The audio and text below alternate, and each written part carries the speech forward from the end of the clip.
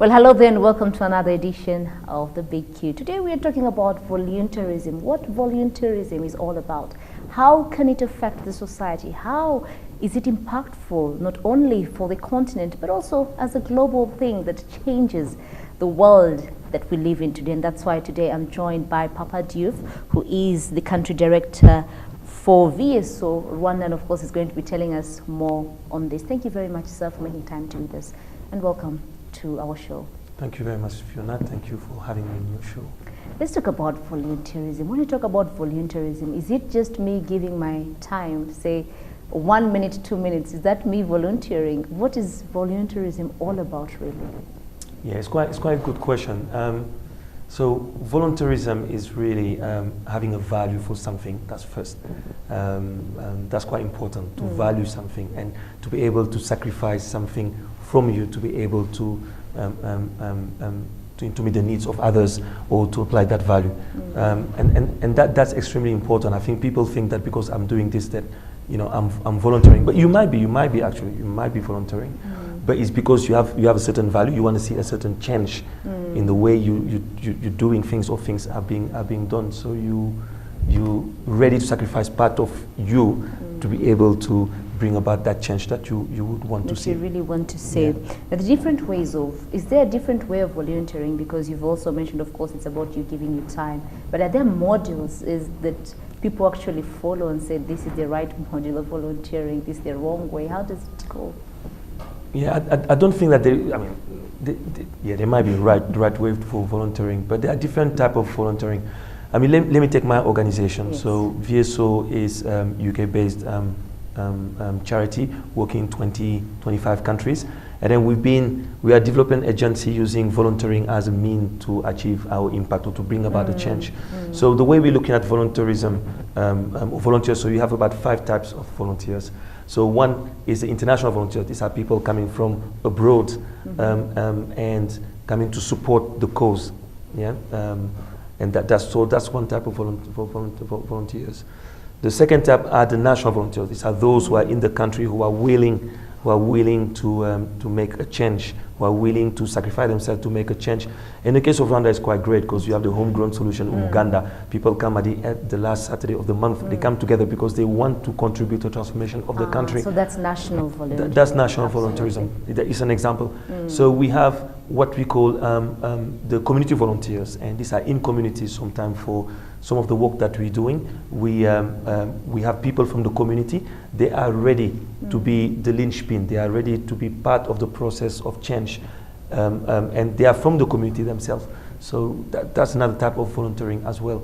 In our case, we have also what we call the corporate volunteers. So these are people from the private sector and who would want to take time off to be able to come and support a cause. So that's volunteering as well. We have political volunteering. So these are people who work for the parliaments, who work in the government, who are ready to leave part of their life or their work to be able to come and support the cause. So there's a wide range of volunteerism or volunteering, if you find this way. One would wonder, this is not something that is new, right? It's always been there, has it? Why are we hearing about volunteerism now? Why is it making noise across social media? And where has this word been, or where has this, not innovation, but initiative, where has it been all along? Yeah, I mean, again, I'm going to use the case of Rwanda. I mean, if you think about Umuganda, I mean, you're Rwandan, you know very well, Umuganda have been there for centuries, It's not new, it's not a new concept. I mean, the thing is form follows function. I mean, the word itself is not important. I think for me, it's the act of doing, is recognizing that you want to make a social change and you are happy to take part of you or to contribute to that in a way that you can. So you might be a journalist, but you might be volunteering for something. I'm sure on Saturday, the last Saturday of the month, you go into your Umuganda, for example. So I think that's quite important. Let's not be bogged down by the word volunteering. It's more the act that you are ready to do, given the drive that you have. So, and you might ask me the question later, but you may be employed and volunteer. So those who are voluntary are not necessarily those who don't have jobs. I mean, that's there's no correlation between the two. It's really, once again, believing in something, believing in a change that you want to see, and really contributing to that in a way that you feel is the most relevant based on your circumstances. Speaking of jobs, of course, and volunteering, you've just mentioned, how do I strike the balance? Say I am working 24 hours, say 15 hours in a day or 10 hours in a day. How do I strike the balance between me giving back, if it is also giving back, as a way of giving back or volunteering my services in one way or another, and as well working to ensure that, it's a balance. How do you balance it out? Well, it's at individual level. I mean, it's really the drive. I mean, I think for everything you do in life, you have a vision, right? So something is driving whatever you're doing.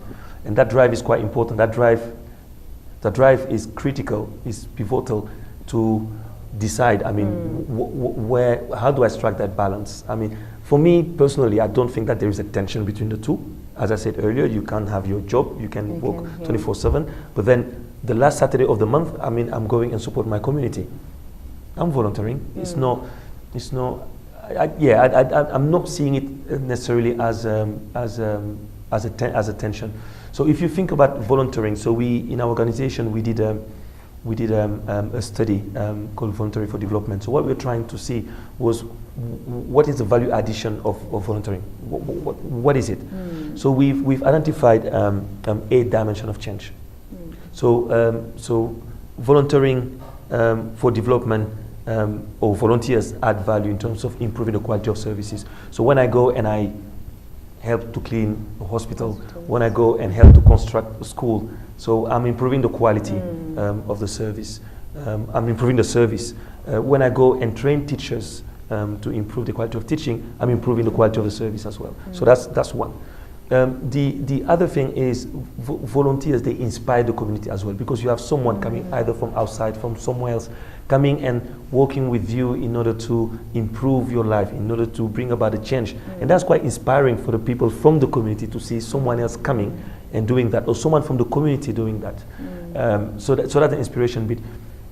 The third dimension is about innovation. So they bring innovation. I told you that in our case, for example, we bring international volunteers, but they come from a different background, different experience, different skills and competencies.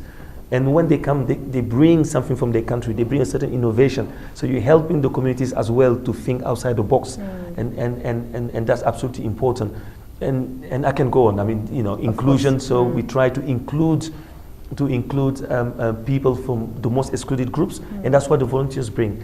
An example that I really want to give is, when you talk about volunteerism, we're thinking about people who are able, but in our case, we talk about inclusive volunteering, because you have people who have impairment who are volunteering as well. So it's not only not having any impairment to be able to volunteer. We have, for example, a fantastic volunteer. She's deaf.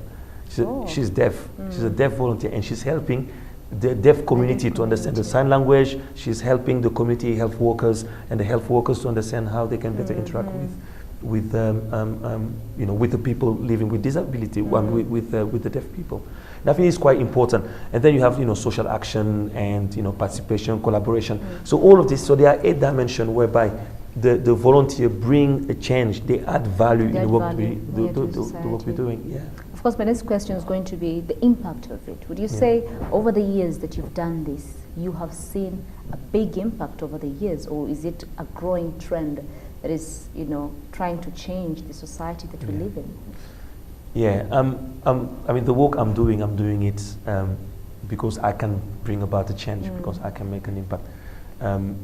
I can give you figures. I think the figures, I don't think figures are the best. I can give you examples. I can give you examples where volunteers have made a difference. I mean, I was telling you just earlier that we have a deaf volunteer who's helping the deaf community. I mean, a very simple example: as a deaf person, you can't communicate. Yes. You can't. Yeah. And the assumption for many of us is that because you're deaf, you know the sign language. They don't necessarily know the sign language. They don't necessarily know the sign language. So they need to be trained in knowing the sign language, right? So that's on their side. But the people they are communicating or they are willing to communicate to, they don't know the sign language. And we've seen situations where in a health sector where the deaf people would come in a health center, but the health workers, they don't know how to communicate with them, and they give them the complete wrong diagnosis because they don't know what they have. I mean, you come in for a headache, they're treating you for a stomachache. You see, so it's quite critical. But having a volunteer coming and raising awareness, sensitizing people, and training them, coaching them in how they would be able to meet the needs of the people with the deaf people, that's quite critical, and that's a massive impact. I mean, it's invaluable. I can give you all the figures, but if you can help one person to be able to go to the health center and be able to communicate, and that's amazing. So that's some of the changes that we have in the education sector. Also, I mean, you have teachers, we have many volunteers who are working with the teachers on a daily basis. So what they do, they train, they coach, they mentor the teachers.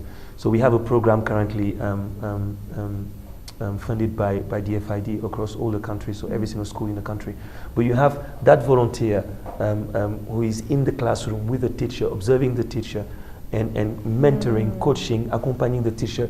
But that can only improve the learning outcomes of the children. So these are a couple of examples. But again, I mean, using Umuganda again, I'm sure you've seen in many of the communities where we've been able to construct schools, we've been able to construct health centers, etc. So it does make the difference. And even the United Nations, when they were ratifying the Sustainable Development Goals, I mean, it was clearly mentioned that we will only be able to make it through volunteering, and that's quite important. If we can really incite, if we can motivate, galvanize the youth, especially, to do more of this volunteering, that would be, we will definitely reach a continental transformation. Are there guidelines, that one needs to go by, like rules that one has to go by? Something that guides them along, or once you get the volunteers and put them in a particular district to work, you just follow them up without necessarily taking them through the guidelines and rules. Yeah, so there's an accompaniment. So we understand that when you come and volunteer for our organization, again, as I said earlier, you need to understand the values of the organization, because we have values, right? You need to buy into those values as well, which is quite critical. So that's something that we do. There's an orientation. There's an orientation that we're doing for the volunteers, whether they are national or international. It doesn't matter. They have that orientation at the beginning. So for the international volunteers, those coming from abroad, so what happened is we introduce them to the Rwandan culture, because they need to understand. So I'm coming from another country. I'm coming from Senegal. The culture might be different, and I'm sure they are a bit different. So we try to make sure that we orient them or induct them on the culture of the country. That's quite critical. So they know at least that. So that's the kind of framework. And then they understand the work that they have to do, and then we work with them towards supporting the communities, supporting them in the right way, and then you have that accompaniment throughout the volunteering placement. Yeah. Well, we do take a short break with that, but when we come back, of course, we keep talking about innovative, volunteerism. What does it even mean for the continent, and how does it impact the development and growth of the continent? So do keep it the Big Q.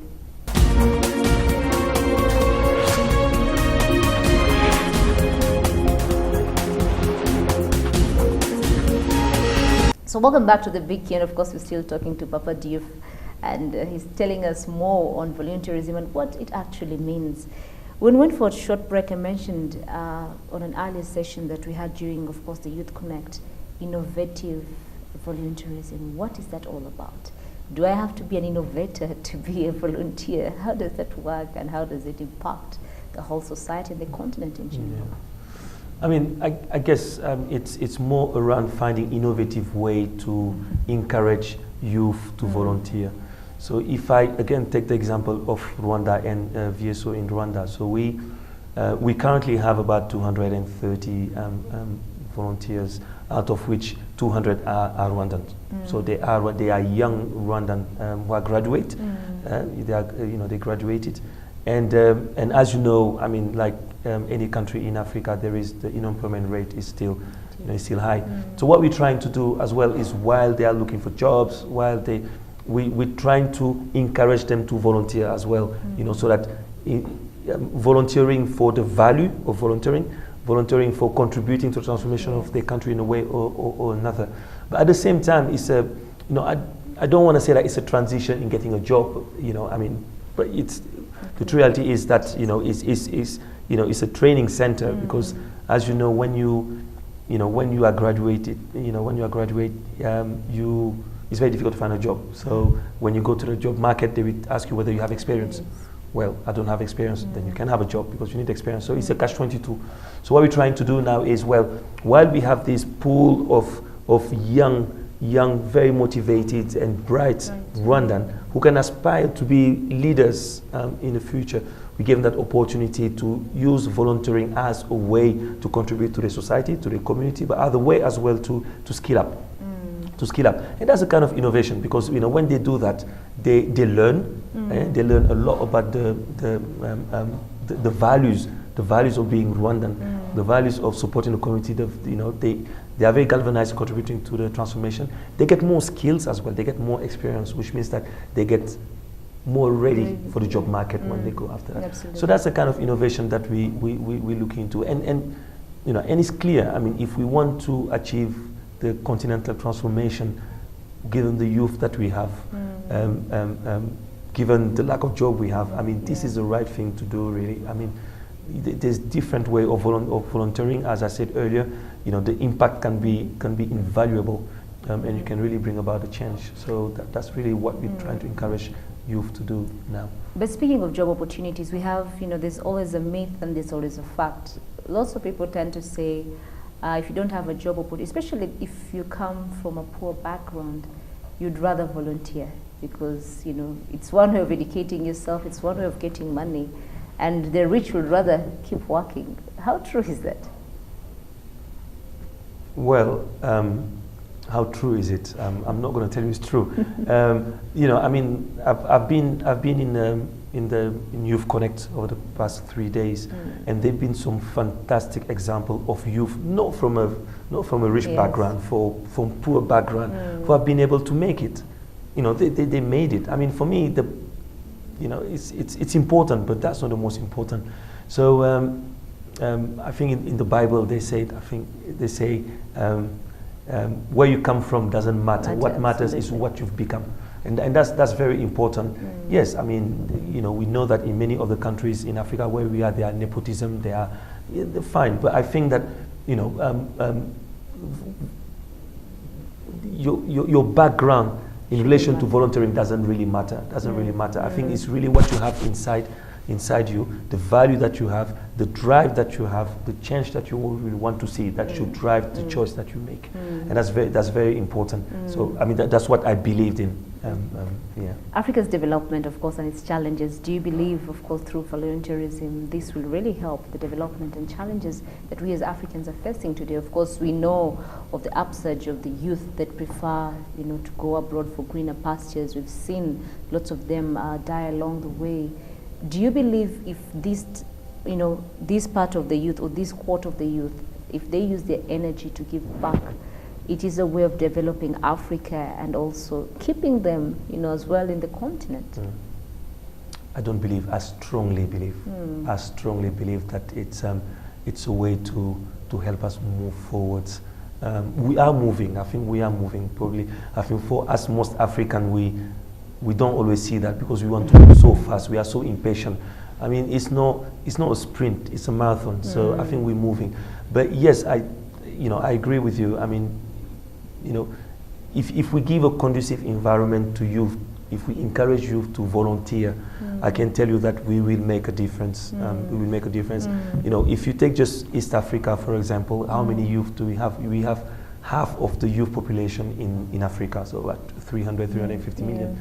But if we can harness, that potential, if we can really make the most out of that potential, we can do wonders. We can do wonders, especially using volunteering as a way to get to that transformation. Yes, I strongly believe that volunteering is a way to be able to achieve the continental transformation. But how do we grow this culture? How do you convince, say me myself, to go out and actually volunteer my time, my education, whatever I have, the little that I have, back to the society? How do you grow this culture? Because it hasn't, in other parts of the world probably, But in Africa, it is yet to stem its roots and be felt actually in the continent. Yeah. So how do we grow this culture? Yeah. I mean, as I kept on saying, volunteering is about values. It's about values. It's really helping someone to understand your value, your inner value. And I think that's really important. It's not a paid job. It's not, I think most people, they think that because I'm volunteering, I'm doing a job. No, you're doing something to help bring about a change, a social change. That's what you're doing. So for me, I think it's this kind of discussion that we're having. I mean, Youth Connect I think it's a great opportunity to motivate, to talk about volunteering. What does it actually mean? What is the potential of volunteering? I think that's quite important. The political framework, or the institutional framework, is quite important as well. Having a conducive environment where we are promoting, we are encouraging youth to volunteer. I think that's quite critical. Let me get again the example of Rwanda with Uganda. I mean, it's anchored in the culture, in the Rwandan culture. But how did it happen?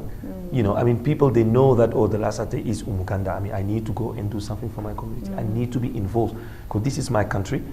I need to do something. It's about active citizenship, and that's quite important. So we need to look at volunteering as active citizenship. So I'm doing it as a patriot. I'm doing it as someone from the country. I'm really concerned. I really want to contribute to the development, transformation of my community, my house, my city, my district, my country.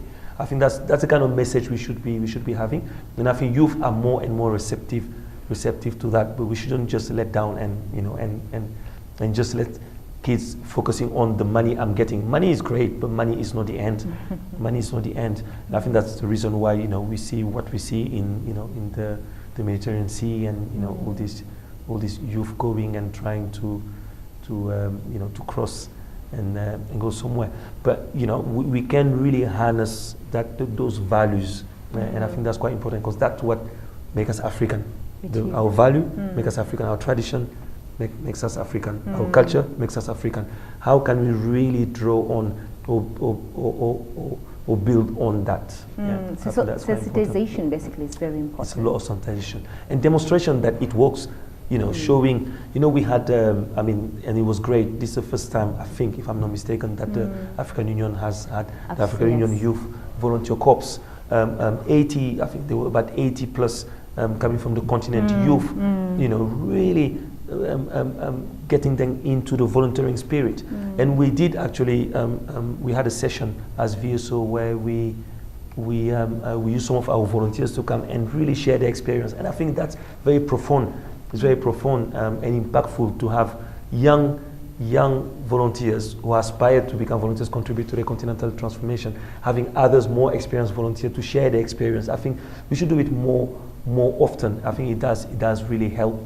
When you talk, you kept on saying the youth, of course, which is very important. But I want to look at this age bracket that is not part of the youth, which I believe they also play a role in giving back to the society. Why are you not giving them the opportunity? Or is there an opportunity, say, for the elderly to also volunteer and give back in their own ways through, all these programs that you have? Yeah, this is a great question, Fiona. It's true that we talk about youth, but to me, or for me, youth is here. It's a mindset. It's a mindset. We might have old people like me. We may have old people who have a youth mindset, and they can still support. They can still support. They can still volunteer. They can still contribute. So I think we shouldn't. Yes, we need the youth to be able to be at the center of the transformation of our continent. It is very critical because they've been left behind. They've been taken or considered as recipient. So we know what you want, let's give you. Now we need to turn it around. I mean, they are the one who should be at the center and telling us and telling everyone what they want because they are the future. But then we have the older generation as well. Let's not ostracize them by saying, well, they are here also to contribute. There is a lot that they can bring in. So in our program, we do have actually elders in. We do have that in our program. we have another program in other countries, like in Uganda, for example, we are working with retired people. Yeah, we're working with retired people because they have a lot of experience, they have a lot to bring in. And if you pair them up with the youth, with a young volunteer, there's so much cross-fertilization because you have, you know, how do you call it again? It's two generations coming together, and they can cross-fertilize, and that can really fast-track the transformation. So yes, it's important, and yes, we take them into consideration in our program. Now let's talk about the stipend. You know, everything people want to talk about, there has to be something, an incentive somewhere that pushes the youth.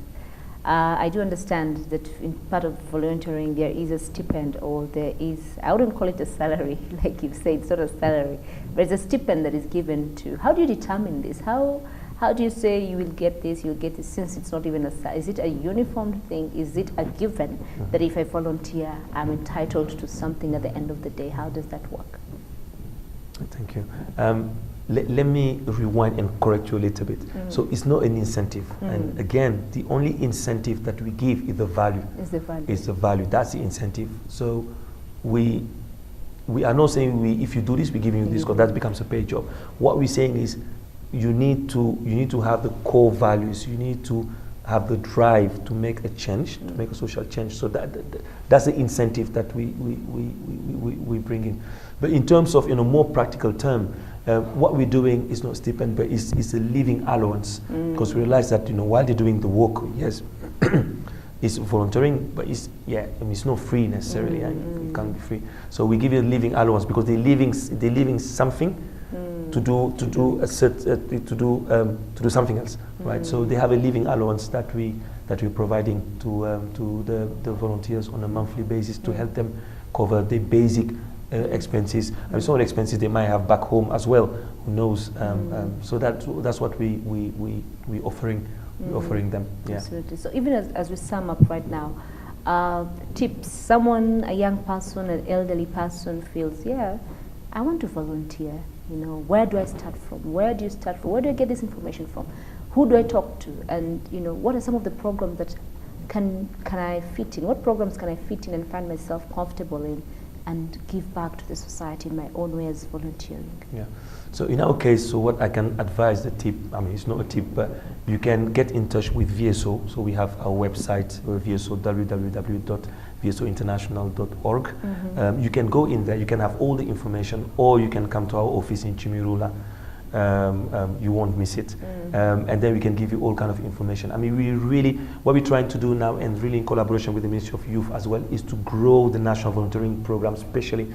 So what we've been doing, probably to sum up, so we've been growing national volunteering. We've been trying to pair them up with the international volunteers, because international volunteers, they come with the skills, the expertise, but they don't know the country. So if you pair them up, it's a win-win, because the national volunteers can be a facilitator to the international volunteers, but they can learn so much from international volunteers as well.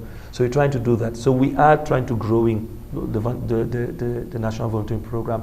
So if you're really interested in volunteering, please come and see us. We'll be more than delighted to give you all the information and to see how we could work together towards transforming the country, or contribute to transforming Rwanda.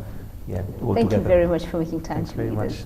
Well, I've been talking to Papa DIOUF. Of course, he is the country director for VSO Rwanda, and he has mentioned something that is key. He says volunteerism is not just about the young ones, but even the old. If you have time, make time, give back to the society. Let's all grow, let's all develop the continent for the better future of your children, our children, and our grandchildren. Of course, do keep it the big Q and keep sending in suggestions on who you want to see on the show, and let's keep the conversation going on. As usual, my name is Fiona Mbabazi. Do keep it Rwanda Television.